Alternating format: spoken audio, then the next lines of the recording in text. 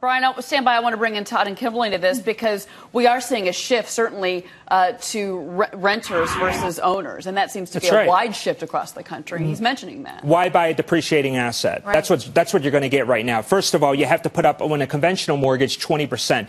Let's think about these jumbo mortgages at $500,000. You're going to have to write a check for $100,000 on a depreciating asset, higher property taxes, and higher maintenance costs. You might as well just burn the money. It's a waste of money. You shouldn't be buying a home. If you buy a home now, plan on dying in the home. You will live in that home forever and ever. I'm not. Your viewers want honesty. I'm giving you honesty. Brian, we're getting depressed. I'm going to tell you right now, though, you know what? These interest rates are amazingly low. They haven't been this low since 1953. But your home is not, guys, your home is not an ATM. Oh. We had to learn that lesson. Look at the long term. Look, a housing purchase, you're going to be in it. If it makes sense for you, these rates are incredible. He's right. It is a buyer's market. I'm not saying that he's right. They are right, but here's the thing. And take advantage of these opportunities. Did nothing for the real estate market because he promised zero interest rates for the next 2 years. If mortgage rates are low now, they're going to stay low for the next 2 years. Why buy a home when you can buy the same home probably 20% cheaper 1 year from now? You're better off buying a Ford Focus. You'll have more equity in the Ford Focus than you will in your home in 1 year from now. I'm telling you. These are $100 million a piece for these aircraft. That's right. And 12,000 commercial flights right now have BAE products in them. Look, this is a company obviously is continuing to grow, but all you have to do is look at a couple of things. One, the stock was upgraded just yesterday by SocGen to a buy from a hold, but really because you're talking about all of this international travel that's increasing, especially in the Middle East and Europe right now, BAE is a big winner. This really surprised me that they're looking for branch managers, mortgage. Love PNC, and it's not just on the branch side, it's also on the electronic side. You talk about taking a big commercial bank and making it an all-electronic e-commerce type of business. This is it. PNC is running the market. They're killing the competition.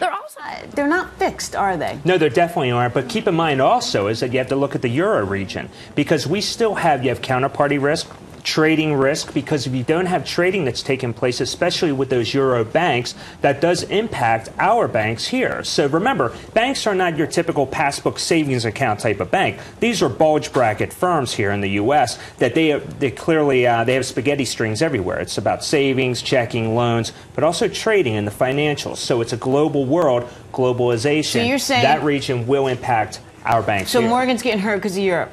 Well, they're trading at a 52-week low today. So the rumor is down on the floor, it just came up from there, is that they were saying, look, this is probably just a bet on who's going to be the president of the organization.